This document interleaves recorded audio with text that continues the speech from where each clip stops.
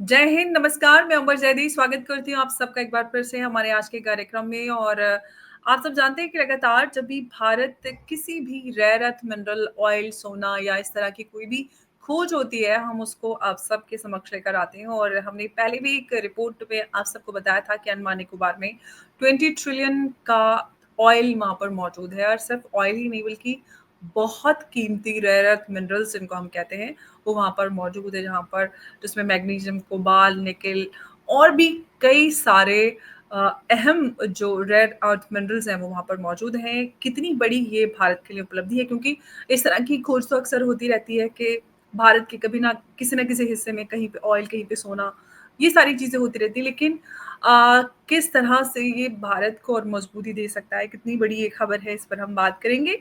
बात करने के लिए हमारे साथ उमेश जी हैं। उमेश जी, बहुत स्वागत है आपका। जय हिंद, नमस्कार। जय सिया राम अंबर जी। जय सिया राम। उमेश जी, अंडमान में तेल को लेकर हमने काफ़ी पहले चर्चा की थी, महीनों पहले। और वहाँ पर तेल ही नहीं बल्कि बेशकीमती वहाँ पर मिनरल्स हैं, रेयर अर्थ मिनरल्स जिनको हम कहते हैं, जिसका पूरी दुनिया में चर्चा बनी हुई है। चीन से लेके पाकिस्तान और अमेरिका, यूक्रेन और रशिया सब रेयर अर्थ मिनरल के पीछे हैं। भारत में भी ये एक बड़ी उपलब्धि है जो हमें अंडमान निकोबार में रेयर अर्थ मिनरल मिलने की बात सामने आई है। किस तरह से इसको देखा जाए?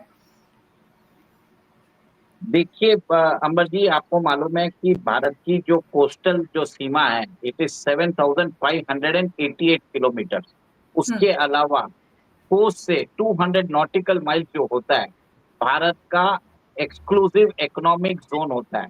उसके अंदर बताया जाता है कि अगर कोई भी मिनरल्स होता है, आप उसके अंदर आप एक्सप्लोरेशन कर सकते हो, एक्सट्रैक्शन कर सकते हो, आपकी प्रॉपर्टी हो जाती है। अ, बहुत आपको ये भी बता देता हूँ कि स्वतंत्रता मिलने के बाद हमने एक तरह से ये potential we realized after around 7 to 8 decade, और ये मोदी जी ने पॉलिसी में चेंज किया था 2017 में। आपको मालूम है, आज हरदीप सिंह जी पुरी ने एक तरह से, हमारे जो मिनिस्टर हैं, उन्होंने बोला है कि अंडमान में एक तरह से we have got oil which is worth more than $20 trillion. $20 trillion ऐसा है, ये that is equivalent to the GDP of China. और भारत की जो अभी जीडीपी है वो $4 ट्रिलियन की है। एवरी ईयर हम 88% अपना जो ऑयल है वो इंपोर्ट करते हैं। और आप समझ लीजिए, भारत ने जिस हिसाब से पुश दिया है ईवी के लिए, भारत ने पुश दिया है, हाइड्रोजन, ग्रीन हाइड्रोजन में इन्वेस्टमेंट किया है, एथनॉल ब्लेंडिंग हमने अभी तक 10% अलाउ किया है। उसके बावजूद जो 2020 में था, we imported 82%, now we are importing 88%।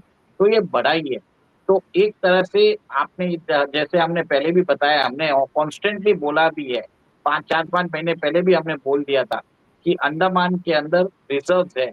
Reserves are as comparable to the reserves in the Middle East. Middle East में जितना रिजर्व है उतने आपके पास भी रिजर्व है यहाँ पे।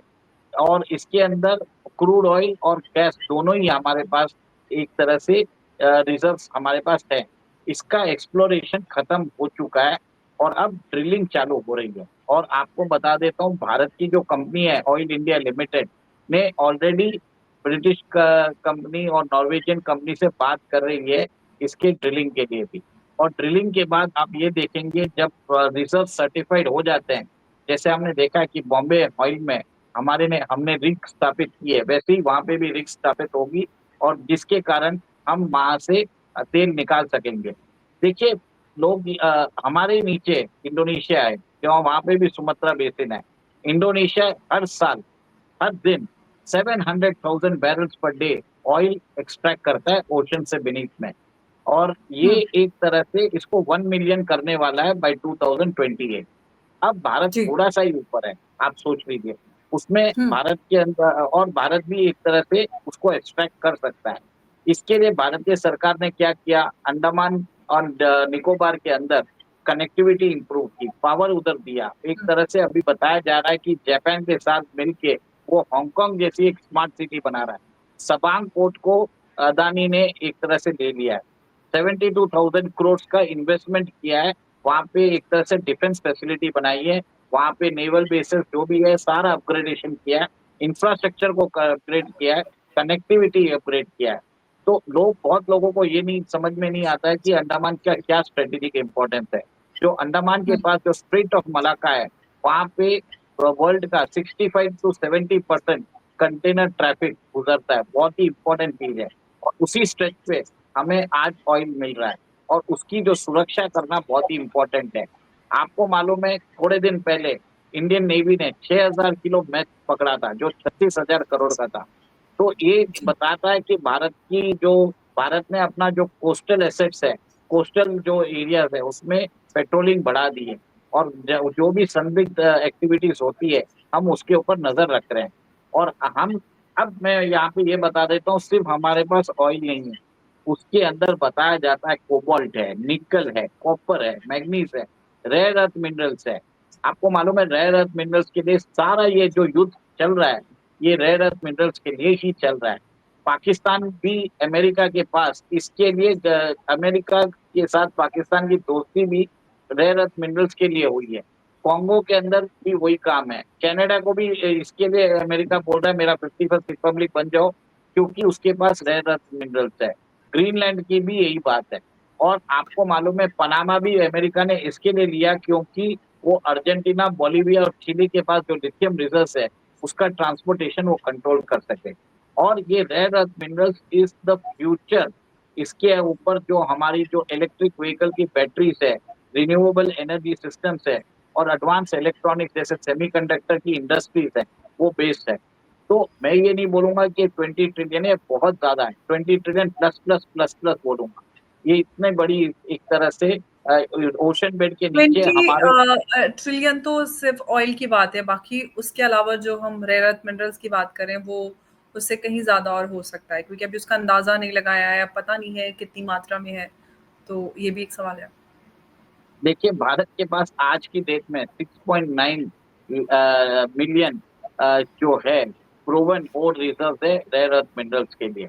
और भारत इसके अंदर अपनी रिफाइनिंग कैपेसिटी भी बढ़ा रहा है, क्योंकि चाइना ने हमको वो मैग्नेट्स देना बंद कर दिया, जिसके कारण ईवी व्हीकल्स को बहुत प्रॉब्लम हो रहा है। तो भारत ने अभी एक चीज बोला है कि 2-4 महीने आप रुक जाओ, हम यहाँ पे इसके अंदर प्रोडक्शन कैपेसिटी हम इम्प्रूव कर देंगे। तो हम्म। आप ये बता रहा हूँ कि ये हमारी एनर्जी सिक्योरिटी को एक तरह से गारंटी कर रहा है। ये हमारी जो इंडस्ट्रियल सिक्योरिटी है, उसको गारंटी कर रहा है। जो न्यू एज इंडस्ट्रीज है, जैसे डिफेंस है, सेमीकंडक्टर है, ईवी है, इसके लिए भी हमें कंपोनेंट्स की जरूरत होगी। ये सब चीज अंडमान के अंदर हम हासिल कर लेंगे, अगर वहां से हम ओशन के अंदर से एक्सट्रैक्शन चालू करें। और इसके लिए लेकिन ऑलरेडी उमेश जी, जो लोगों का सबसे बड़ा सवाल होता है, क्योंकि हम इस तरह की न्यूज़ को अक्सर कवर करते हैं, तो लोग कहते हैं कि भई खबरें तो आप बता देते हो, इतनी सारी खबरें आती हैं, वहाँ पे तेल मिल गया, वहाँ पे सोना मिल गया, वहाँ पे ये अर्थ मिनरल मिल गया। लेकिन जो इसके एक्सट्रैक्शन का प्रोसेस है, वो खबर आती है 10 साल पहले, और अब तक कहीं पे कुछ एक्सट्रैक्शन नहीं हो रहा, तो उसमें क्यों इतना समय लगता है? ये लोगों की बड़ी माँग है, बड़ी शिकायत है कि कब निकलेगा तेल, कब निकलेगा सोना, कब निकलेगा मैग्नीशियम, कब निकलेगा निकेल, कॉपर, कब निकलेगा सारा कुछ सब। मतलब कब सोना उगलेगी हमारी धरती, जो हम लिटरली कहते हैं ना, मेरे देश की धरती उगले सोना, उगले हीरे मोती, वो ट्रू सेंस में हो रहा है। देखिए, हमने हमने बॉम्बे हाई के बारे में बताया था, बॉम्बे हाई में काम चालू हो रहा है। काकीनाडा कोस्ट पे बताया था, वहाँ पे चालू हो गया है। बलिया हम्म, और समस्तीपुर में बताया था, वहाँ पे भी काम चालू हो रहा है। तो हम्म। देखिए, टाइम लगता है, और देर है अंधेर नहीं है, बस इतना ही बोलूंगा। थोड़ा सा ये सब चीजें जो होती है, स्ट्रेटेजिक होता है, इसके लिए आपको नेसेसरी इंफ्रास्ट्रक्चर बनाना पड़ता है, कमर्शियल वाइबिलिटी भी देखनी पड़ती है। और कोई भी बड़ा इन्वेस्टमेंट क्यों करेगा, जब वहाँ पे एक तरह से आप सिक्योरिटी प्रोवाइड करोगे, कनेक्टिविटी प्रोवाइड करोगे, वो जरूरी है। आपको बता देता हूँ, जो ये क्रूड है, इसका कॉस्टिंग कितना होता है मालूम है निकालने का? $7 to $8 ही होता है, और ये बिकता कितने में है? $70 में बिकता है। तो इतना बड़ा मार्जिन भी है। तो ऐसा है कि इसके अंदर कैपिटल बहुत ज्यादा लगता है, कैपिटल एक्सपेंडिचर बहुत ज्यादा होता है। तो स्टार्टिंग में करने के लिए आपको टेक्नोलॉजी चाहिए, कैपिटल चाहिए। इसके लिए आप कोलैबोरेशन का रूप लेते हो, और इसके अंदर बीपी है, एक्सॉन है, ये एक तरह से बातचीत कर रहे हैं, और वहाँ पे काम हो रहा है। और बहुत सारी चीजें गवर्नमेंट बताती नहीं है, इन प्रोसेस होता है। और अभी भी देखिए, हरदीप सिंह जी पुरी ने बोला, we are on the brink of discovery, Guyana size उन्होंने बोला है। तो गयाना में भी क्या हुआ था 2015 में, आपको बता देता हूँ, वहां पे उन्होंने 43 वेल्स डिग किए, तो 42 वेल में उनको एक तरह से दे गॉट द ऑयल। और उसके बाद गयाना की इकोनॉमी में बहुत ज्यादा चेंजेस हुआ, उनका एक तरह से एक्सपोर्ट बढ़ गया। और भारत भी एक तरह से, आपको बोल रहा हूँ, जब ये चीज चालू हो जाएगी, हमारा जो फॉरेन एक्सचेंज रिजर्व है, हम जो एक साल में we are spending around $100 billion plus to import oil and gas. और आप एक चीज समझ लीजिए, अगर हम यहाँ से ही चालू कर देंगे तो हमारा इम्पोर्ट बिल कम हो जाएगा, देश के अंदर भारतीय सरकार के पास पैसा बनेगा, हम शायद एक्सपोर्ट भी कर सकें, ऐसा भी हो सकता है। तो देखिए टाइम लगेगा, मैं ये नहीं बोलूंगा कि कल से एक्सपोर्ट चालू हो तो जाएगा। वैसे भी कर रहे थे रशिया से लेके उधर, हम कर ही रहे थे।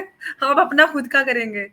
देखिए रिफाइनरी कैपेसिटी तो है हमारे पास, वर्ल्ड की सबसे बड़ी एब्सोल्युटली। जो जामनगर में हमारे पास रिफाइनरी कैपेसिटी है। अब हमें सिर्फ रॉ मटेरियल की जरूरत है, वो निकालना है, और वो निकाल के उसको रिफाइनरी करके आपको प्रोसेस करना है। तो मोदी सरकार इसके ऊपर काम कर रही है। और एक तरह से मैं समझता हूँ कि लोगों के बीच में एक तरह से कौतूहल है कि कब होगा ये काम, कब होगा। सब लोग ये सोचते हैं कि आज हो जाए, ऐसा नहीं होता है, थोड़ा टाइम लगता है, पर काम हो रहा है। पहले तो चीजें लोगों को मालूम ही नहीं थी, और एटलीस्ट आज हमें मालूम है कि ये होने वाला है। अच्छा, एक और एक चीज बता दूं, इवन वेस्ट बंगाल के कोस्ट में, जो ममता दीदी का जो स्टेट है, उसके कोस्ट में भी ऑयल और गैस के जो है रिजर्व एक तरह से वहां पे भी डिस्कवर हुए हैं। तो कहीं ना कहीं आप ये देख रहे हैं कि हमारी जो कोस्ट लाइन है, इतनी बड़ी कोस्ट लाइन, और हमारा जो एक्सक्लूसिव इकोनॉमिक जोन है, सब जगह पे कहीं ना कहीं मिनरल्स मिलना चालू हो गया। जियो मैपिंग के थ्रू हम पता भी लगा लेंगे कि क्या उसके अंदर क्या दूसरे भी जो रेयर अर्थ मिनरल्स है, जो वेरी मच इंपॉर्टेंट होते हैं फॉर न्यू एज इंडस्ट्रीज, उसका भी हम देखेंगे। क्योंकि भारत ने, आपको हमने एक प्रोग्राम भी किया था जिसमें हम बताया था कि इंडियन रेयर अर्थ लिमिटेड ने अमेरिका के साथ करार किया है। उन्होंने अभी करार किया, रशिया के साथ भी करार किया है, जापान के साथ करार किया है, ताकि वहां से टेक्नोलॉजी लेके आएंगे। तो टेक्नोलॉजी आएगी तो बाद में एक्सप्लोरेशन भी होगा, उसका एक्सट्रैक्शन भी होगा, रिफाइनिंग भी होगा, और भारत के अंदर इंडस्ट्रीज का होगा, तो जॉब भी मिलेगा, और हमारा इंपोर्ट बिल कम होगा। ये एक तरह से 3 से 4 साल का प्लान है, और हमें हमारी सरकार के ऊपर ध्यान रखना चाहिए। सरकार बहुत मोर्चों पे काम कर रही है, सब जगह कुछ ना कुछ पॉलिसी लेके आ रही है, और जो रोड ब्लॉक्स है वो सब हटा रही है। पहले हम इस एरिया में we were not allowed to do exploration, ये एरिया आता था डीआरडीओ और इसरो के अंदर। भारतीय सरकार ने वो जो एरिया है उसको चेंज किया। राइट नाउ हम 5 लाख स्क्वायर किलोमीटर जो एरिया है समुद्र का, उसके अंदर हम एक तरह से ड्रिलिंग, एक्सट्रैक्शन और एक्सप्लोरेशन सब कर सकते हैं। तो ये सब काम भारतीय सरकार कर रही है। और आप देखिए हमारी नीड्स भी तो बढ़ रही है ना, पॉपुलेशन भी बढ़ रही है। और आप बताया जाता है कि अगले 20 साल में अगर हमने अपना डोमेस्टिक ये सब नहीं किया, तो हमारा जो इम्पोर्ट बिल है, जो अभी $100 बिलियन है क्रूड का, वो $300 बिलियन पहुंच जाएगा। तो अमर जी बहुत इंपॉर्टेंट है। और आपको मालूम है पाकिस्तान के जो कराची के पास भी, वहां पे भी ऑयल एंड गैस मिले हैं ट्रिलियंस ऑफ डॉलर्स के, पर कोई भी उधर इन्वेस्ट नहीं करना चाहता। क्यों नहीं करना चाहता, आप सोचिए। क्योंकि वहां पे किसी को भरोसा नहीं है कि वहां पे टेररिस्ट कब आके उसको उड़ा दे, और वो भारत के साथ झगड़े में लगा हुआ है। तो पाकिस्तान के पास रिजर्व्स होते हुए भी वो कुछ नहीं कर पा रहा, क्योंकि वो terrorist nation, nobody wants to invest that. Bharat ने क्या किया, उधर अपनी सिक्योरिटी बढ़ाई, अपना नेवल प्रेजेंस बढ़ाया। हमने जिस हिसाब से नेवल नेवल इंडस्ट्री को हम बढ़ा रहे हैं, वो भी एक तरह से बताता है कि भारत कमिटेड है भारत के अंदर एक इकोसिस्टम इंफ्रास्ट्रक्चर बनाने की। और केरला केरला में आपने देखा कि कैसे वाइजिंगम पोर्ट को भी इनॉग्रेट किया मोदी जी ने। तो काम तो चल रहा है ना यहाँ पे, आप ये देखिए। हाँ, बिल्कुल काम तो हो रहा है, लेकिन मैं ये आपसे जानना चाहूँगी कि क्या कुछ बदलाव हम अपने पिछले अभी 11 सालों में हम देखें, जो मोदी जी के 11 साल रहे हैं, अगर ख़ास तौर से हम रेयर अर्थ मिनरल्स के एक्सप्लोरेशन की, एक्सट्रैक्शन और इस सब की बात करें, क्या कुछ बदलाव आए? क्योंकि हमें बीते सालों में काफ़ी सारे इस तरह की डिस्कवरीज़ हमारे सामने आते हैं। पहले और अब में क्या अंतर हमें नज़र आता है? देखिए सबसे पहले तो अलाउ ही नहीं किया जाता था। पहले हम बोलते थे कि इम्पोर्ट कर लेते हैं, और इम्पोर्ट ऐसा किया जाता था कि अगर समझ लीजिए हम लॉन्ग लॉन्ग कॉन्ट्रैक्ट करते थे, तो किसको मालूम इसमें किकबैक्स होगा क्या नहीं होगा। और आज देश के अंदर हम इसको एक्सट्रैक्शन कर रहे हैं, एक्सप्लोरेशन कर रहे हैं, तो इससे फ़र्क पड़ा है और देश के अंदर हमको मालूम पड़ा है। एवरीबॉडी इज़ नाउ टॉकिंग कि भारत अभी $20 ट्रिलियन की इकोनॉमी बढ़ जाएगा। देश के अंदर एक तरह से उत्साह आ गया है, एक तरह से देखिए होप होता है तो ही काम होता है, मेरा मानना है। और जब तक आपको जानकारी नहीं होती है आपके पास क्या होता है, आपको नहीं मालूम पड़ेगा। एटलीस्ट हमें एक चीज़ है कि अगली जनरेशन, अगली एक 1 टू 2 डिकेड्स में भारत एक तरह से उभरेगा सुपर पावर, जो सब लोग बोल भी रहे हैं और हम उसी की दिशा में भी जा रहे हैं। हम वही दिशा में अग्रसर हो रहे हैं। ये मेरा मानना है। बिल्कुल और सरकार काफ़ी अलग-अलग दिशाओं में काम कर रही है, चाहे हम रेयर अर्थ मिनरल्स की बात करें या फिर हम डिफेंस की बात करें, हम इस तरह के मुद्दों पर चर्चा करते हैं और अब वो नज़र भी आ रहा है कि काम हो रहा है। लेकिन जो अंदाज़ा आपने ऑयल को लेकर लगाया अगर हम रेयर अर्थ मिनरल्स का अंदाज़ा लगाएँ तो कितना क्या वर्थ हम समझ सकते हैं कि कितने उसके हो सकते हैं पॉसिबल, ख़ास तौर से हम जो अंडमान निकोबार की बात कर रहे हैं? देखिए, मैं तो बता रहा हूँ जो रेयर अर्थ मिनरल्स है, जैसे-जैसे इंडस्ट्री बढ़ती जाएगी, उसकी डिमांड बढ़ती जाएगी, उसकी वैल्यू बढ़ती जाएगी। उसके भी ट्रिलियंस ऑफ डॉलर्स हैं। हम क्वांटिफाई नहीं कर सकते, ठीक है अभी, बट नहीं, अभी दैट सिर्फ़ इज़ अंदाज़ा से नहीं कि एग्ज़ैक्टली कोई आपको एक नंबर दे दे, बट एक अंदाज़ा कि कितनी मात्रा में हो सकते हैं, वैसा कुछ? ट्रिलियंस ऑफ डॉलर्स है, ट्रिलियंस ऑफ डॉलर। मतलब आप सोचिए 20 ट्रिलियन तो हमने ऑयल का लगाया है, रेयर अर्थ मिनरल्स भी ट्रिलियंस ऑफ डॉलर्स में। 5 भी हो सकता है, 10 भी हो सकता है, 50 भी हो सकता है। We don't know. बस ये ओशन की गहराई में क्या है हमें नहीं मालूम। वहाँ पे बहुत कुछ काम होगा और जब जैसे ही इसका काम होना चालू हो जाएगा, बाकी भी रेयर अर्थ मिनरल्स को भी हम एक्सट्रैक्ट करना चालू करेंगे फ्रॉम द ओशन में। वो भी आप देख लेंगे। तो इसमें आप ये समझ लीजिए $20 ट्रिलियन तो सिर्फ ऑयल एंड गैस का है। एडिशनल जो है trillions of dollars for for copper, निकल, मैग्नीज, कोबाल्ट और रेयर अर्थ मिनरल्स का है। बिल्कुल और अब देखते हैं कि इस पर आगे क्या अपडेट्स आते हैं, क्या डेवलपमेंट्स होते हैं क्योंकि इस तरह की खबर हम तक पहुँचती है, हम भी आगे लोगों तक पहुँचा देते हैं, फिर लोगों के अंदर ये उत्सुकता बन जाती है कि अब डिस्कवरी तो हुई है, कब एक्सट्रैक्ट किया जाएगा और कब इसका फ़ायदा देश को होगा और या फिर जिस भी प्रदेश में जहाँ कहीं भी ये डिस्कवरी हो रही है, उसका फ़ायदा वहाँ के लोगों को हो क्योंकि कहीं पे भी इस तरह की डिस्कवरी होती है, तो लोगों को नौकरियाँ मिलती हैं, वो स्टेट संपन्न होता है, आगे बढ़ता है, तो लोगों को बड़ी खुशी होती है। ये अरे! यूपी में निकला, अरे! बिहार में निकला। तो लोग खुश हो जाते हैं, जो वहाँ के लोग होते हैं, खुश होते हैं, पूरा देश खुश होता है कि अरे उसके बंगाल में एक पास ब्लैक जो हमने हमने समस्तीपुर और बलिया के बारे में बात किया, सबके ज़मीन के दाम बढ़ गए हैं उधर, प्रॉस्पेरिटी आ एब्सोल्यूट गई है और लोगों को आप ये जैसे बताया कि जॉब्स मिलना चालू हो जाता है, हमारा डेवलपमेंट चालू हो जाता है। ये बहुत बड़ी बात है अकबर जी, इसके अंदर आप ये देखिए कि देश के अंदर एक आशावाद हो रहे हैं कि हम एक कुछ कर पा रहे हैं और ये इसके लिए जो लीडरशिप है, ये मोदी जी की लीडरशिप में ही पॉसिबल है। क्योंकि कांग्रेस की लीडरशिप जो है देश का बंटाधार कर दिया था इन्होंने। जब ये 2012 में थे, 13 में हम we became a fragile five. Now हुँ, we are in the top 4। फ़र्क वहाँ पे एग्ज़ैक्टली है। We are in the top 4 now. हाँ, बस यही बताना चाहता हूँ। जी।